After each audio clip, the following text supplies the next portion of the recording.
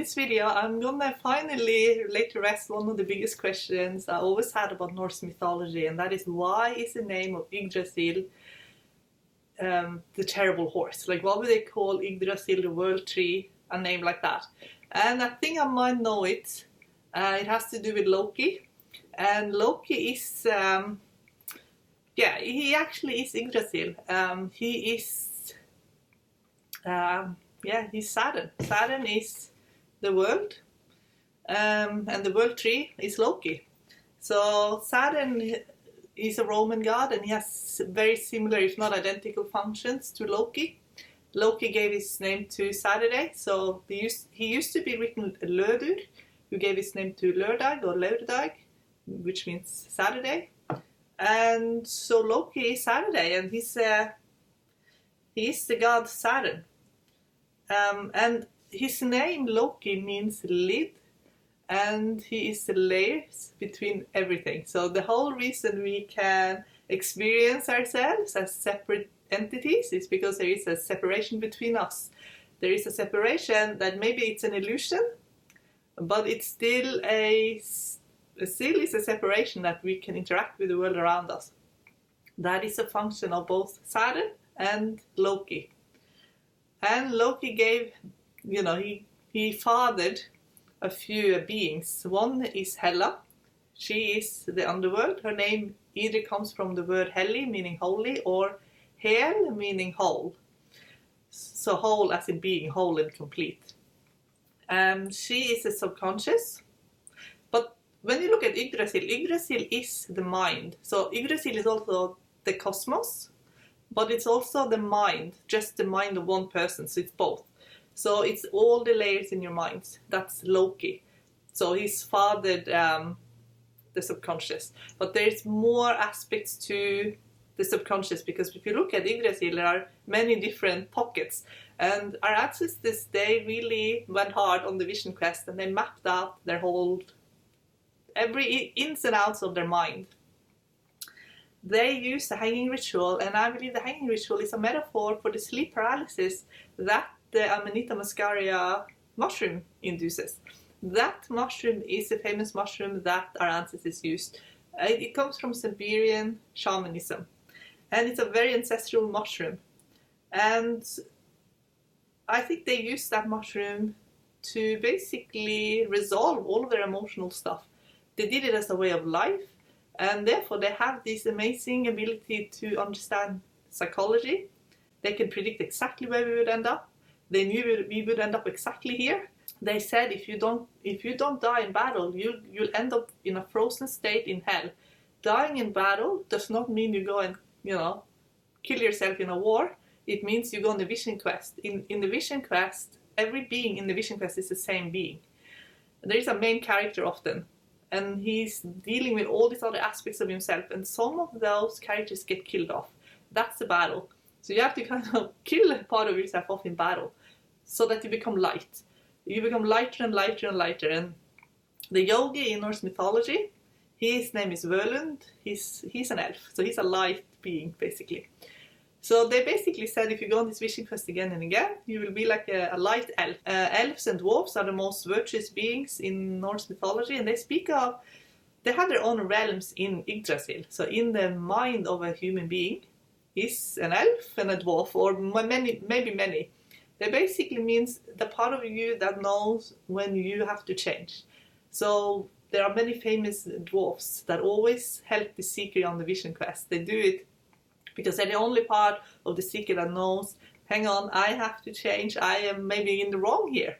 So Kvasir is a good example on that. When Kvasir was meant to be the most knowledgeable being that was ever created, but he's killed off by two dwarfs called Fjalar and Galar, who means fault and error. And they're the same being.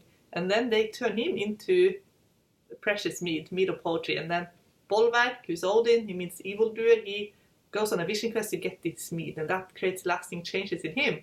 He actually turns into Bragi, meaning noble.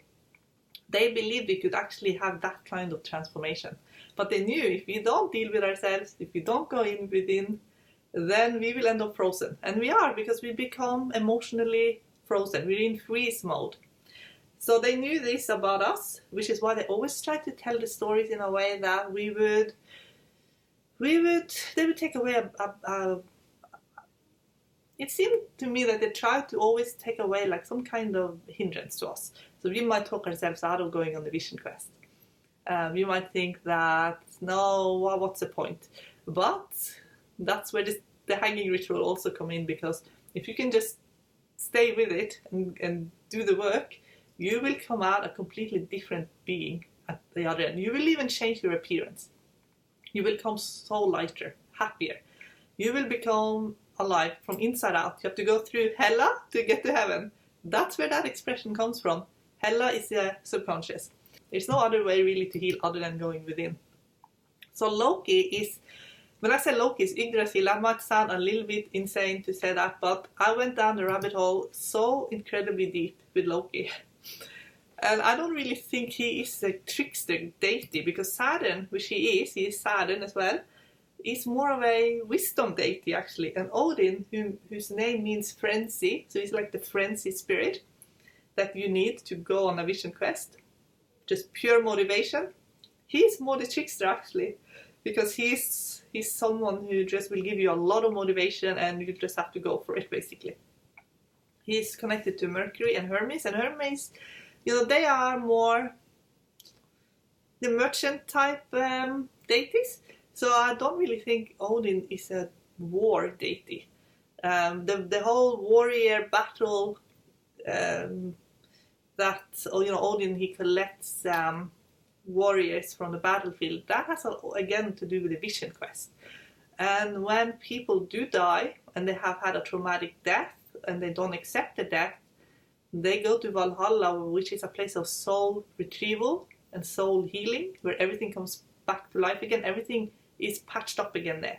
That's how Valhalla is just another place of initiation, and then the soul will move on once they've accepted their death. When people die and they have fully accepted their death, they go to Folkvanger, and it is no healing needed because there wasn't any trauma there to begin with. So in Norse mythology, they talk about all these things because our ancestors, they crossed the veil many times, and therefore they knew what was there on the other side. They had to make their peace with death because they lived closer to death. So it was in their interest to make their peace with death. So Ymir is the first being, like he is how the universe was created by this, by basically taking the corpse of Ymir and creating the universe. And in earlier times, there were more maybe differences in opinion on who these deities were and maybe their names as well. So, for example, they would have heard the stories and maybe different variations of the stories. And in Norwegian is not Norse anymore, like the language is changed, but we have many kind of ways of saying one word. So if you move a little bit out, then they will say the words a little bit differently, even if you only move 20 minutes away. So we have all these different dialects. I believe that all these gods have many different dialects of their names. Therefore, we only have a small vocabulary left that is Norse, but it's likely that people would have heard many different variations of the stories, and that the gods are very interconnected. They're almost one. When you start looking at who they are, you see that they're actually completely bound together. I'm going to explain a little bit as I go along, but there was, in the book Myths of the Norsemen, there were debate, I read in one section that Loki was actually a pre-Odin deity, and he was the offspring of Ymir. And Ymir I heard his name means twin, which I don't believe. I heard another interpretation of him being like a big scream. And that I can believe because that's a big bang. So that is then everything is vibration. So basically to speak, it's a big sound waves. It is, if you look inside an atom, it's just energy there. So nothing really exists except for waves. And if Loki is the offspring of these waves, then maybe he is the law that creates definition, and therefore we have all these differences, that we actually have not just one energy field, we actually have all these nuances. So Loki, he is basically the boundary that gives nuances and definitions of reality. I'm just going to read what I've written. It separates in such a way that we can compare, we can define things. He is the lid between the conscious and the subconscious. So he gives structure, but he's also the lid between all of your programming. Like he's a veil between all of your programming. So if you were to contact Loki, you're actually talking to a law who can tell you this is your programming. Right there, it started there, basically. Exactly where it started.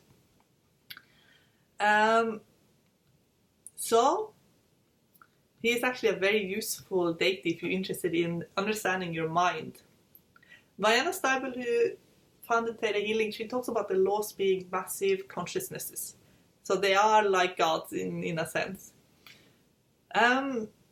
Loki does a lot of sort of bad things, but when you understand what he represents and you understand why he has that role, like he tricked Herder to aim the mistletoe dart at Baldur, but Baldur is summer and Herder is winter, and then Loki is the lid between the seasons, so he had to be there.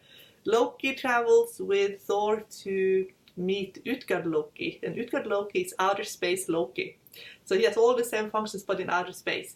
And he has to be there because he's also the lid between our atmosphere and outer space. So that's why Loki is there. In Lokasenna, which is Loki's truth, he insults all the gods, but the gods are so connected, and especially in this poem, because if you look at the Roman equivalent, then Saturn is the father of Jupiter, and Jupiter is Thor. So then Loki is suddenly the father of Thor. In earlier myths or interpretations of myths, Loki was a brother of Odin, and in Lokasenna, Odin speaks of how, or it was maybe Loki that spoke of how they were blood brothers. So they actually have one blood. So they're the same being maybe in one way or the other. It's likely that they are avatars of each other. And so when Loki's truth in Lokasenna, it becomes a little bit strange because it became more and more obvious to me that this is actually Thor's vision quest. So they're basically they're visiting as the sea. The sea is mead, basically. And he is preparing mead, but he's mead at the same time. And it says that mead is just flowing freely into everyone's chalices, you know. And everyone is there except for Thor, because Thor is in the east. And so when someone is in the east, that means they're on a vision quest. And then Sif, who is Thor's wife, she actually turns to Loki with mead. So again, Loki here is Thor in a way, because the feminine in Norse mythology is the soul, and the masculine is the spirit. So she is, she is actually Thor's soul. So she's giving Loki mead, and then she says, see if I've written it down, what she says. Hail to thee, Loki, to your lips now raise thee, speaker of good beer, so that me alone among the gods you will have nothing bad to say. And then Loki drinks the mead, but he says something rude about her anyway. So then Thor arrives. When mead has been presented in the story, there's always a change in characters. It's like that's where the seeker finally can overcome something. So I think this is why Thor arrives, because now he can stand up to Loki. So he says, my strength, hammer Mjolnir, shall prevent speech from you. And they have like back and forth, but ultimately he kicks out Loki. Loki ended up hiding in a waterfall called Estrangement, but then he's captured by the gods and he ends up hanging up. So then it's his hanging ritual and his vision quest. His vision quest ends up being Ragnarok. Here in this story as well, about when he's hanging, the punishment of Loki, it's revealed that he has a son called Narvi. And in 2003, I think it was, they discovered another moon on Saturn, and they named that moon Narvi from one of Loki's offspring. So there is maybe very common knowledge that he's Saturn, but I didn't know until recently. And so Narvi means narrow, and he had an offspring called Nut, meaning night. So I think narrowing means just that he is a narrowing of light. So he basically is, because he is an offspring of Loki, he is Loki as well. So he's then just the boundary between day and night, basically. So he turns into a wolf, and they hang up Loki using the guts of his other son Nara, who I believe means nourish. And then he hangs there with a serpent above his face, basically. And the serpent is, releasing poison upon Loki. But Sigyn, his wife, she's holding this, chalice. So she's maiden with the mead, and then the poison now is actually mead. They use very dramatic metaphors. This is about to become the Ragnarok, so it's not an easy vision quest.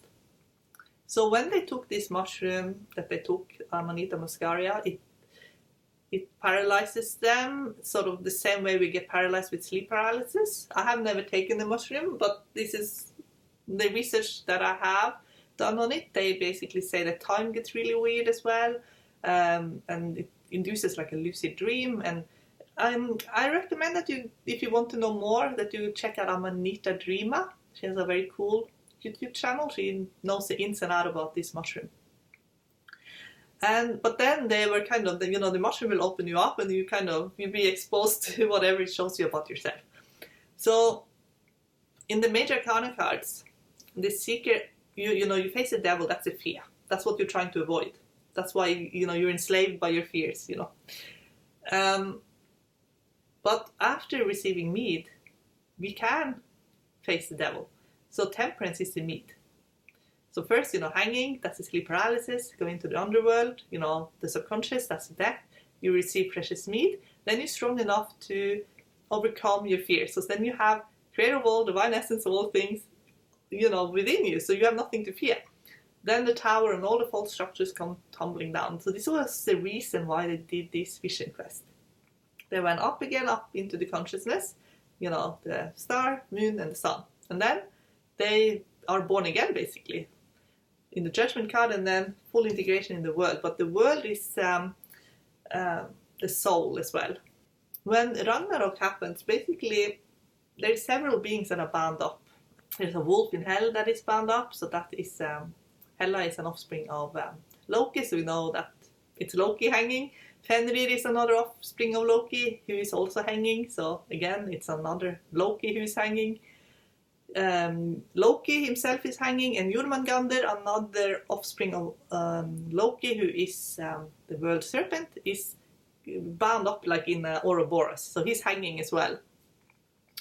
And then it says that a terrible winter sets in. Just winter after winter after winter, no summer in between. And all men, this is very biblical, the world will be a very hard place to live. Before the earth sinks to the sea, into the sea, there will be no man left who is true to another. So the earth sinks, so the world, Loki, sinks into the sea. He's going into the subconscious, he's going into the vision quest. Then there are great earthquakes. And Heimdallr, who is, his name basically means the house or dwelling where that is shining. So he's clearly the awareness, that the 10% of our awareness, consciousness, and then 90% is the subconscious. He blows his horn, Gjallarhorn. Bifrost bridge, meaning trembling, is broken, and the Utgarjotuns, that's all part of the subconscious, can now cross. Loki escapes his chains. He captains a ship with the Jotuns, so he takes the subconscious with him, and this ship is called Nagalfar, meaning nail-farer. Fenrir escapes his hanging, his ropes, and Jormungandr releases the Ouroboros, so everything is released. Also the wolf that was guarding hell is also released. So I believe Jotunheim, Muspelheim, Niflheim and Helheim are all part of the subconscious. And also the Valheim as well, that means the home of water. So it's like where the soul is, basically. Alfheim is home of the light elves, and Nidavellir is home of the dwarves, I mean. And they are, the little man within each of us who knows when we have to be on the straight and narrow, who can't be corrupted, similar to the hobbits in the tokens. So I believe Midgard and Osgard is more our conscious awareness. When it's a metaphor for the mind, it's also cosmos as well. So Fenrir's rope is broken. Fenrir is He will basically flood everything because his name means riding the floods. So now he also is precious mead in this story. So the seeker now is experiencing complete ego death. Loki is the seeker, he's you and me. Whoever is the main character in the story is the seeker. So it's like complete death now, because Surtur, who means darkness, kills Freyr. Thor kills Jormungandr, but is killed by the monster's blood. But then the blood becomes precious mead, so he has like an ego death. Odin is killed by the wolf Fenrir, so that's ego death as well, because Fenrir is this mead that is flooding everything. Fenrir is killed by Odin's son Vidar Wide, so that basically means a wide space flattens the flood.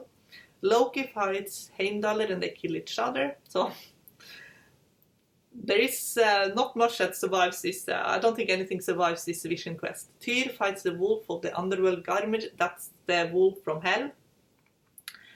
And when all the battles are over, Surtur burns all the worlds, including Yggdrasil. So that's how I know Loki is Yggdrasil, because this is Loki's vision quest. So if everything burns, then he's Yggdrasil. But then it says that the world will rise out of the sea again. So that means Loki is coming back out of the vision quest again. And then there are several beings that are kind of restored. Baldur and Höder, Vidar and Vali, Modi and Magni. And all the universal laws are back in place again. So we know that even Odin, even though they don't say Odin, everything is restored back again. But it's Yggdrasil is not called Yggdrasil anymore. Yggdrasil is now Gimle. So Loki is restored through all the layers that creates Gimle. So there's like a new world basically. And Odin's runes, which is universal and spiritual laws, they are also reborn. Odin's brothers, Vili and Ve, they are also restored. So Odin lives on, but not as Odin anymore. Just as Yggdrasil is not called Yggdrasil anymore, it's called Gimle. And Gimle means sort of shelter from fire. So this is like the person completely born again, you know what I mean? So this is why, of course, Yggdrasil, Ygg, meaning terrible one, is one of Odin's names, meaning Odin's horse. So Odin's horse is Sleipnir, and that's another offspring of Loki. That's why I mean that Loki is really Yggdrasil, because basically says that it is. But basically what I think it means is that because Loki gives definition to everything, that if it wasn't for Loki, we wouldn't have any definition on anything. So that's why Sleipnir can travel through all of Yggdrasil. That's why he can do that, because he's Yggdrasil. But why did they call it Yggdrasil, like terrible horse? Why would they? Because that's what Ygg means, terrible one. Because a lot of times when Odin does his vision quest, he's refining like a negative trait that he has. Well, if the whole purpose of the vision quest is to get better, become a better person, then Loki has to redeem his ways as well. Just as Odin, when he was Bolverk, when he was Grimnir, you know. This is Loki. He's changing now from Yggdrasil, you know, terrible horse, to Gimle, which means, shelter from fire. So this is him restored again.